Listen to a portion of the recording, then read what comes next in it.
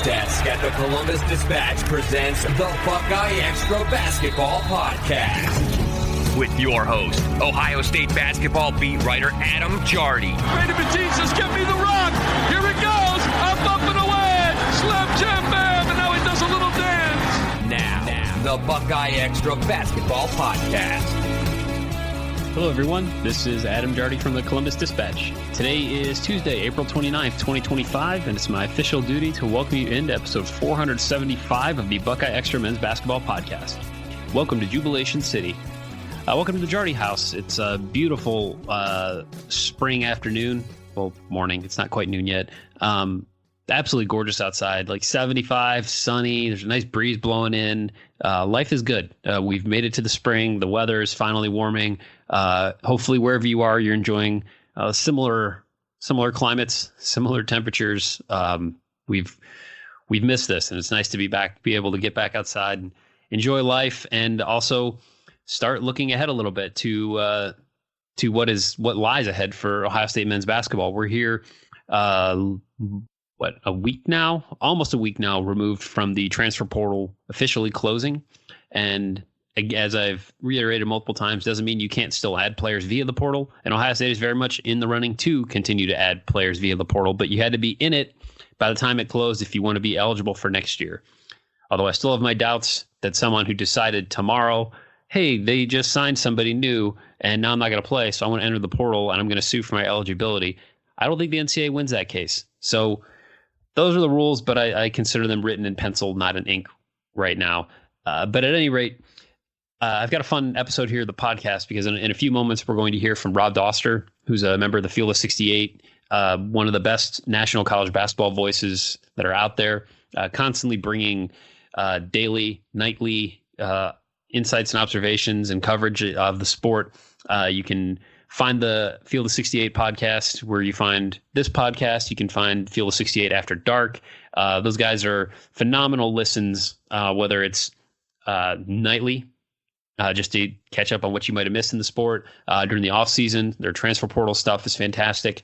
Just huge fans of their work. Met Rob a couple of times at various national type games that I've covered. And so thrilled to have him on. We talk Ohio State, where the Buckeyes kind of fit in the national landscape, what he thinks about the roster, what he thinks about what they still could add, the job that Jake Diebler has done, the trajectory of the program. Like we got into a whole bunch of stuff. I had asked him for like 15 minutes or so, and I think we went for about 25. So I'm not going to filibuster too long here at the beginning, but that interview will be coming on here for you in just a minute. I would also point you to a story that I wrote Friday night that published Saturday morning. I did catch up with Jake Diebler for some conversation about the portal being closed, about the roster that he has, about the additions they still want to make. We went in depth on Christoph Tilley and Brandon Knoll and Gabe Cupps, and we talked about Tayson Chapman, and we talked about retaining Bruce Thornton and John Mobley and Devin Royal and a whole bunch of stuff. And so that story went up Saturday morning.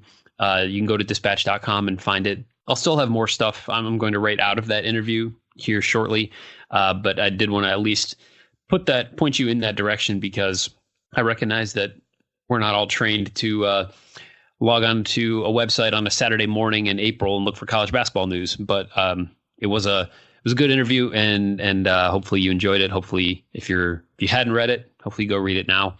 So just go to dispatch.com. You'll find it there. Before we get to Rob, I want to remind you that you can subscribe to the podcast on Apple, Spotify, wherever you enjoy your favorite podcasts, YouTube. If you subscribe, you'll automatically get the newest ones just as soon as our man, Patrick Flaherty, the Podfather, can grab them and publish them for you. While you're subscribing or downloading, please leave a review. Please click 5 stars, and please consider telling a friend. Thanks to everyone who's taken the time to do all those things. Those ratings and reviews they help keep me employed. So I genuinely appreciate everyone who takes the time to do all those things, especially here as we enter the off season not enter the off season. We're like almost 2 months into the off season, but as we move through the off season, that's probably a better way to put it. Just very appreciative of all of you that are out there listening and making this all possible. So shout out to you. Also, a shout out to the Podfather for dominating the Columbus Half Marathon last weekend. don't have official times, but I have to imagine that he was tearing it up, running through downtown Columbus and all around the city. I love running the Cap City half. It's been a couple of years, and I've got a knee surgery coming, so I've not been running in a good while here. But really, really thrilled that Patrick ran it, and like seeing the photos on the gram. And congratulations, Podfather. Well done. So, having said all that, I will be back here in just a second with Rob. All right, so I'm thrilled to welcome in a first-time guest to the show. He's a college basketball fixture, founder of the Field of 68, and one of the most knowledgeable voices covering the sport. Rob Dauster, thanks a ton for coming on the BuckeyeXtra podcast. I'll try my best to fill Goodman's shoes while you're here, but I appreciate you being here with us. Look, you got size 15 feet, man. You got a lot of work to do to fill those shoes. So I had reached out to Rob earlier in the week, just asking him if he wouldn't mind coming on, because I get stuck inside the echo chamber of Ohio State basketball sometimes. And to get perspective from someone who monitors the sport at a high level like Rob does, this is a great opportunity to get some really good insight into where Ohio State fits into everything that is the college basketball landscape. And so when I look across like all the way too early top 25 rankings and things, Ohio State's fringe top 25 team at this point. And I think the last Field of 68 top 25 that I saw didn't have Ohio State ranked. And so, Rob, I thought it might be just a good point to start with. Like, where do you see Ohio State at this point of the offseason? I think they're in a decent spot, right? I always like to evaluate the guys that are coming back over just looking at the additions that come in from the portal. And I think that bringing back a couple of backcourt pieces was important. Making sure that you had continuity there, I think, is something that really does matter. When you look at the way that the Final Four this year played out, right?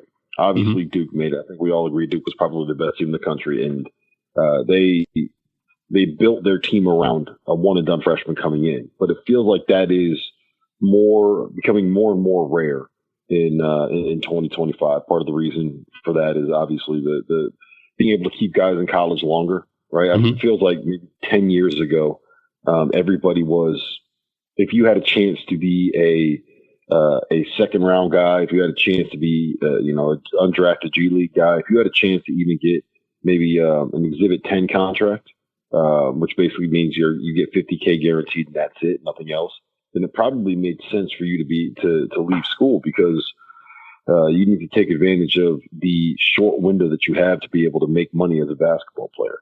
And now that NIL is a thing, you can keep guys around for longer, right? It's now, to be frank, if you enter the portal, a lot of these guys that are weighing whether or not they should go to the draft and be a late first-round pick or come back to school, it probably makes sense to create a bidding war, put your name in the portal, and see if you can go find someone that's going to pay you $3 million, like a Chad Baker-Mazar, or like a Rodney Rice, players of that level. So now the financial decision, it makes more sense to come back to school, which means the sport's older. It means that there are more good basketball players that are staying around. There are more guys that are quote unquote like professional level basketball players that are still in college. And what that means is that it's that much more difficult for freshmen to be able to stay around. Now, if you want old guys, the hardest thing to do is to kind of keep them and keep that continuity. I think Florida had 68% of their scoring return from last year. Houston had 69%, and Alabama had something like that. They all had more than 2/3 of their points back from the year before. You look at what UConn did in 2024. They only brought in one player from the portal. Obviously, Steph Castle helped, but they only brought in one player from the portal. The year before that, UConn won when they were kind of built around Adama Sanogo, Jordan Hawkins, and Andre Jackson, three guys that were coming back that were three-year stalwarts. So I think making sure that you have that continuity and players that know what the coaching staff expects and players that have a feel for what basically what Diebler is going to be asking of them, the system that they're running, the sets that they're going to be running, have a feel of playing with each other, right? A little bit of camaraderie there, and a little bit of, frankly, ownership over the program, right? You want to feel you want guys that just feel like mercenaries that are there for a check. They're there because they love the Ohio State University, more or less. And I think that when you're playing for more than just a paycheck, that's how you end up winning. It feels like that's something that Jake's doing a decent job of trying to establish. Obviously they lost some pieces in the portal, but being able to keep the guys you want, basically, right? I think Right. The dirty little secret, and Adam, you know this, man. The dirty little secret is that a lot of these guys that end up entering the portal, there's a large percentage of them that are asked to enter the portal because it just didn't work the year before. And I don't know specifically who those guys were at Ohio State, but I just think overall you can kind of assume like maybe 40% of the guys in the portal are in the portal because they were asked to get to the portal by the coaching staff. So being able to keep the guys that you want to keep is something that's really important. And it feels like Ohio State's done a good job doing that.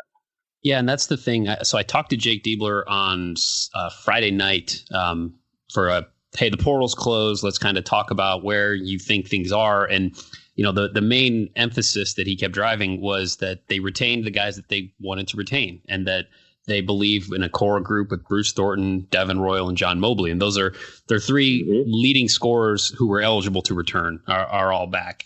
And it's interesting because as I look around right now, and obviously Ohio State has work it still needs to do in the portal, and this isn't a complete roster, but it is interesting because I do think that there is a lot of validity to that you want to keep those types of guys who you can build around. And that's not the type of move that generates a lot of headlines right now. And Diebler used the phrase when I talked to him. He said, retention is not sexy, which I think is part of like the interesting thing. That's a good line. I might steal that. Okay. Yeah, it's. I just think that's interesting, like where we are in the calendar right now, because it's like, who have you gotten? What big guy have you signed right now? And sometimes like you said earlier, I do think that there is an interesting dynamic of when you keep guys, it doesn't generate maybe the attention that should. And so when I look at a Thornton and a Royal and a Mobley, like what kind of core is that to you? Like, what do you think about those three guys? Like you said, two guards they're in the backcourt, and then Royal on the wing. What do you think about starting a team with like that trio? I'd love it. I think Bruce Thornton, I don't know if he's a perfect basketball player right there. There's definitely an element of, it feels like he kind of beats up on some smaller teams sometimes, and maybe you get to Big Ten play and he's not the guy, and John Mobley is a little bit streaky as a scorer, right? But if that's the trio that you're betting on, and you're saying these guys are coming back, and Mobley, correct me if I'm wrong, he's going to be a sophomore, right? Like that's the year that he's supposed to make the leap, and we kind of saw Devin Royal make a little bit of that leap last year. Right. And I think if you're betting on that trio and you're saying, I got my three guys that I believe in, these are the guys that I want to be able to build around, and we're going to build around them, having the confidence in them is half the battle. Right? Yeah. Saying like, this is the core that I want to build. And I love the additions they made in the front court, right?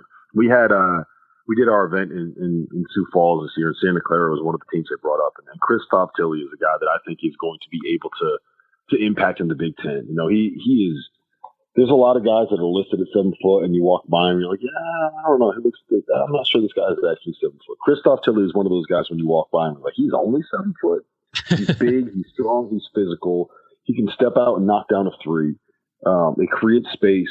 The kid they got from Wright State is a really good shooter as well. Like that is a good combination of guys to have when you have, guards that want to be able to penetrate like Bruce Thornton or other players that can space the floor. All of a sudden, you're looking at a starting five where they're going to be difficult to match up with, right? You have guards that can put the ball on the floor, and you have big guys that can kind of step out and knock something down. Now, the depth just isn't there yet, right? Like I think there's 8 guys that they have right now, 9 guys that they have that are scholarship guys, and you probably want to add 2 or 3 more pieces out of the portal.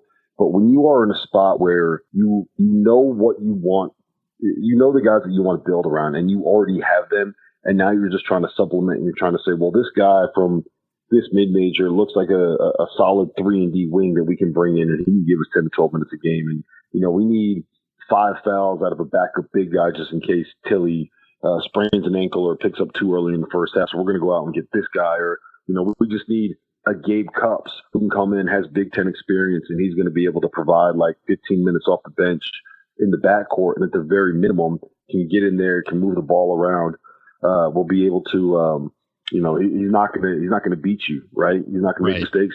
Going out and adding pieces once you kind of have your core established is is where you want to be at this point. And I feel like Ohio State is there. Now, I don't think that this is a team with this core that is going to be able to go out and win a Big Ten championship just because, I mean, look, Purdue is absolutely loaded, right? Yeah. And right. I think Michigan is going to be really, really good. And if you're going to bet against Tom Izzo after what he did last year, then, like, you know, bless your soul.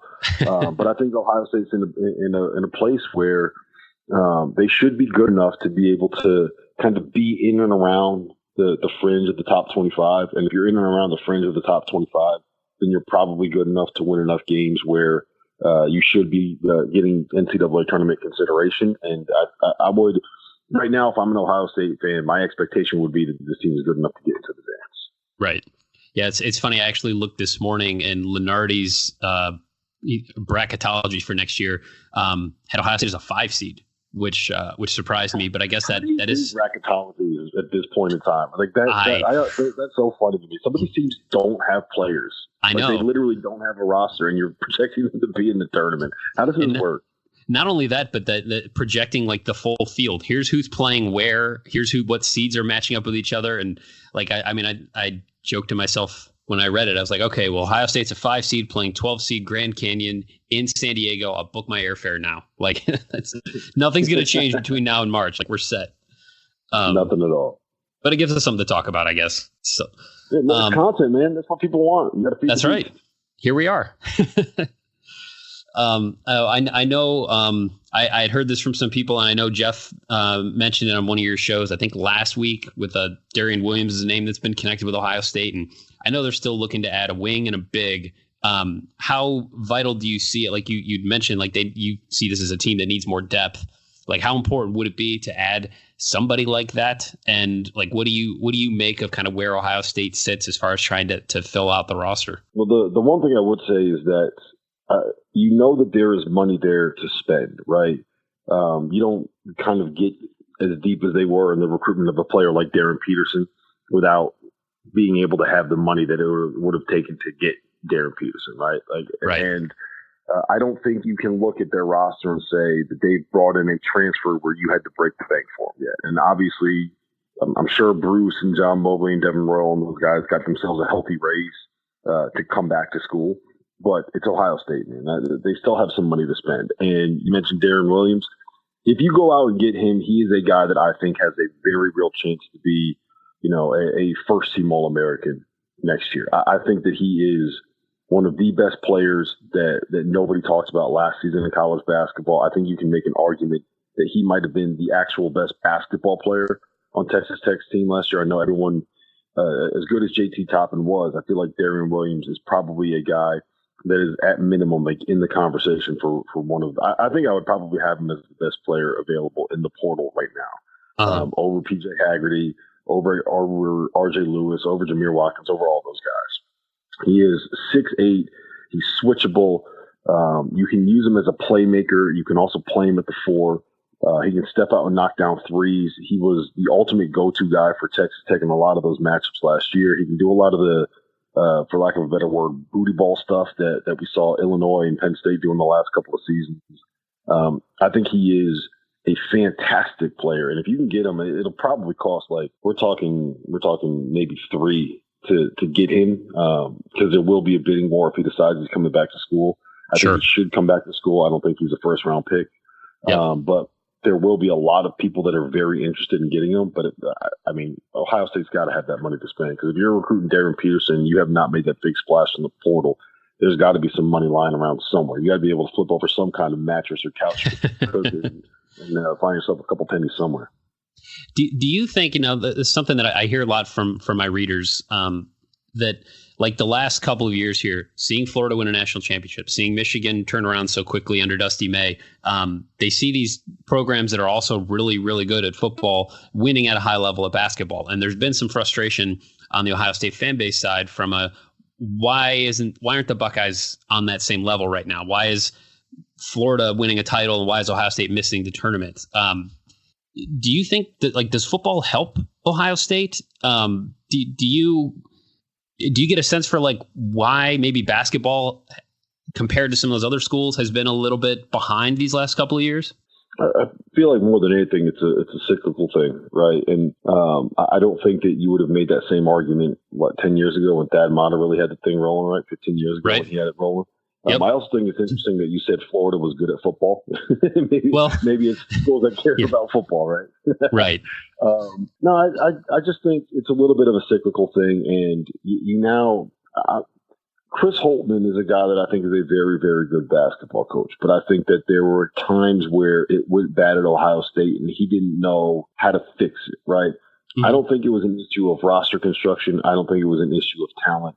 I think it was an issue of, he kind of got to a place where things turned and he wasn't able to fix the issues that they had. And I don't know if that's necessarily like a criticism of of him as a coach, a criticism of his ability to handle the pressure, but that's just kind of what happened. I don't think he had any favors done to him either when he was able to go out and find guys like Malachi Branham or Bryce Sensabaugh that, in this day and age probably stayed for 2 or 3 years.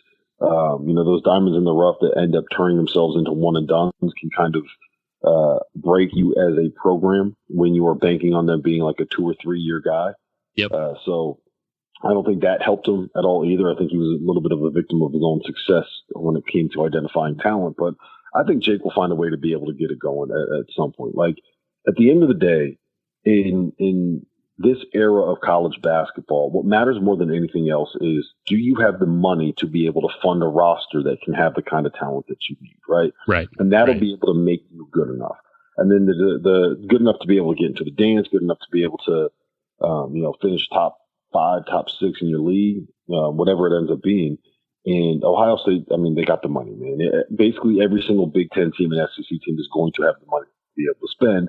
Now it's a matter of, can you make the right splashes in the portal? Can you bring back the right guys? Can you have the right level of roster retention? And are you going to be able to find a way to win when you have those pieces? And I think right now they've done the whole bring back the guys you want thing. They've been targeted in the portal and got the guys that they I think would help with the way that they want to play. And if you can go out and make a splash and get someone like a Darren Williams or one of these other guys that's kind of still left in the portal, still floating around out there, then I think you go from being a team that's good enough to get themselves into the tournament to being a team that is good enough to be able to make a little bit of noise. Like if Ohio State lands Darren Williams, to me that they instantly become a top 20-ish kind of a team. Yeah, that's just where I'm at, and that's how good I think he is. Yeah. So what did you make of the job that Jake did in year one at Ohio State? One, it's weird hearing you say that it's year one because it feels like he's been there for, I don't know if maybe my mind has just been kind of turned into a blender with how the portal goes, but it feels like he's been there for like 3 years now. I thought he did fine, right? Like I think that there's room to be a little bit disappointed with the way that the season kind of ended. Yeah. I don't think that it's something where you can kind of look at him and say, yeah, this guy's got no chance. He's not going to be able to figure it out. Because I don't think that you can look past the fact that what he did at the end of the 23-24 season to kind of get them where they were after what happened when Holt was let go. That's something where I don't think that you can just ignore that either, right? Uh-huh. But if I'm an Ohio State fan and with the roster that he has kind of put together, if you're looking at another situation where you're kind of floating around that 500 mark towards the end of the season, you're kind of floating towards like the middle, bottom half of the Big Ten. That's something I don't think that should happen this year with the team that he's put together, especially if he's able to make the right couple of final additions to kind of close out that roster.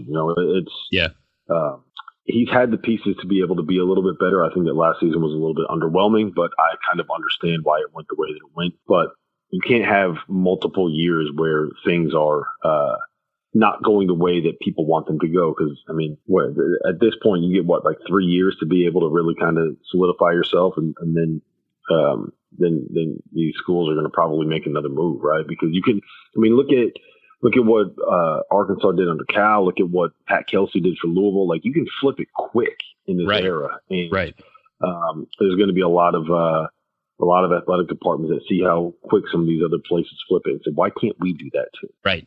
Yeah. The patience level across the sport, I think, is at an all-time low because that's just, you're right. You can go out in 1 year and you can completely rebuild something, and we've seen that you can have success with it. And I think it bothers Ohio State fans to see what Dusty May was able to do in year one and just think, well, why did that not happen? And I think there's a whole number of reasons that would be a whole other long podcast. But yeah, I like hearing that perspective from someone that covers a sport on such a high level like you do, because like I said, I get so sort of insulated and this is my beat and this is what I do. And I know I've already kept you longer than I had promised. And so I just want to hit you with one more question before I let you run. But I'm always interested in this one because I think one of the biggest questions or debates that I constantly have is just like, what are the reasonable expectations for Ohio State basketball? And that's a whole other like in-depth feature, long-term story I'm going to write sometime this summer. But like from the Ohio State coaching job in general, like what is that? How is that viewed from a national perspective? Is that a top 30 job, top 20 job, top 10 job? Like where does that sit in the national landscape to you? I mean, it's in that top 25 region. And I think it just kind of depends on what you are looking for as a coach out of the job that you have, right? There are going to be guys that think of it as a top 10 job because they don't want the brunt of the spotlight, right? They want to be able to kind of go out and do their job and be able to coach basketball at the highest level without these crazy expectations and without having, like, if you're at Kentucky and you lose a non-conference game to an unranked team in November, then like all hell breaks loose. The sky is falling. Like you have to answer for that over and over and over again. Where if it's at Ohio State, like, let's be honest, it's probably there. How many fans in Columbus are actually paying attention to basketball that in depth until football season is over? You know, it's just not the same level. And there are coaches that are going to enjoy the relative lack of pressure when you compare it to something like an Indiana or something like a Michigan State where basketball is the priority, right? And then there are other coaches that are going to look at that and say, no. Look, I want to be the biggest show in town. I want to be able to get whatever I need from my AD. I want to be able to be the guy that can't go and walk across campus without getting stopped for 15 pictures that are taken. You know, we talked to Todd Golden last night, and I think that's a perfect example at Florida where, you know, before he won the championship, he was able to just kind of walk around campus and blend in. And now he can't even go to like his kids' little league games without disrupting the game with people asking to take pictures and people asking to get autographs and all that kind of stuff. So it kind of depends on where you rank it within the top 25 or the top 20 or whatever it is. It just kind of depends on what you're looking for as a coach. But the bottom line is this, man, like there's pedigree. We've seen them have success. We've seen them get big name recruits, and they are in the Big Ten and they have money to spend. You know, I think that it is somewhere between a top 10 job and a top 25 job. And that all depends on what you are looking for out of the job as a coach. Does that make sense? I feel like I'm kind of talking myself in circles there. No, yeah, that makes total sense. And I think that's part of why Thad Matta was so successful at Ohio State. I think there are a couple of factors that were at play there, but one of them was that like he was fully fine to like sort of, I don't want to say ride the coattails of, but like exist in the shadow of football, use that to his advantage and get the guys that he wanted, and also like not have to deal with that like overwhelming over your back pressure that would be there every single day, like you said, at a Kentucky, at an Indiana, at a Duke, at a whatever. And so yeah, I think your point is very spot on for sure. And I appreciate, I like you bringing up the Golden interview, because I was listening to that earlier this morning. You guys, anyone that's listening to this that doesn't already know about the Field of 68 should be listening and following and subscribing. It's a indispensable college basketball guide, and the offseason stuff has been fantastic. I really am enjoying the Golden interview. I'm about halfway through it as of this morning. And I listen to you guys when I'm driving home from the arena on any given night during basketball season. The After Dark stuff is great. You guys do an unbelievable job, and it really means a lot to get a couple minutes from you and get to talk some Ohio State hoops. So, Rob, thanks so much for doing this. I genuinely appreciate it. Yeah, no problem, man. I appreciate the kind words. All right. So thanks again to Rob Dauster for coming on. I hope you guys all enjoyed that conversation. I did send out a text to our subscribers about a half an hour before we recorded, just to get some of their thoughts and see what they want me to ask him. And I tried to hit on some of those as best I could, recognizing that we did not have unlimited time, but I tried to at least take some of the ideas that I got quite a few people that wanted to know, like what he thought about Diebler, what he thinks about the transfer class, and about Ohio State in general. So I tried to hit on those as best I could. And I appreciate everyone who sent in their suggestions. Hopefully you enjoyed that interview. I've mentioned on here that I'm going to try to do more and more interviews this offseason. Just try to get different voices on here and not have you have to listen to me for as long as you generally do. So hopefully you enjoy that, and hopefully this is a good start for the offseason here. So the only other two bits of news I want to point out, and one I did cover when I talked to Rob, but Joe Lunardi with a new bracket that has Ohio State as a 5 seed playing 12 seed Grand Canyon in San Diego. So as I joked with Rob, book your tickets now, because clearly that's not going to change. So that's what we can all look forward to going to San Diego next March. And then the other thing, and this was just really, really cool. Like, one of the things I love about my job, and especially like in the off season, when you're not like pulling your hair out trying to figure out what's going on, or trying to sift rumor from reality, or just general transfer portal related madness, but you never know what's going to pop up. And I woke up Monday morning and found out that Ohio State walk-on guard Braylon Nash and his family are going to be on the Family Feud. And I mean, I who doesn't love Family Feud? I mean, I grew up watching that show. It's awesome. And to see that Braylon and his family are going to be on it, I was able to get in touch with Braylon and with his sister, Michaela Preston. She is married to Jason Preston of Ohio basketball fame and NBA player, and caught up with the two of them on Monday to get the full story on like why they were on it, how they got on it, how long it took. The episode will air May 13th, and you can read the full story online again at dispatch.com. But just super fun. It was a really cool experience to talk about, a really neat thing for their family, and really excited to see how they do, and hopefully watch them multiple times. Because as we know on the Feud, if you win, you keep playing. I think the max is 5 episodes, but super excited to watch that. I'll certainly remind you all as we get closer to May 13th, but go read that story. It was a lot of fun to write. They were super nice to talk to, and I think you'll like it. So on that note, I'm going to wrap this one up. As always, you can send along your questions, your comments, your love notes, your hate mail, and otherwise constructive criticism to me at Adam Jardy on Twitter or ajardy@dispatch.com. Thank you again for listening. Thanks to Patrick Flaherty for icing his legs and being able to get this one out to you. I'm not sure that I'll be back with you by the end of the week. If I am, then that means something has happened. But otherwise, I'll be back with you soon. So go enjoy the sunshine, enjoy the weather, be kind, take care, and we will talk soon. Be sure and subscribe to the Buckeye Extra podcast in the iTunes Store, the Google Play Store, or on Stitcher.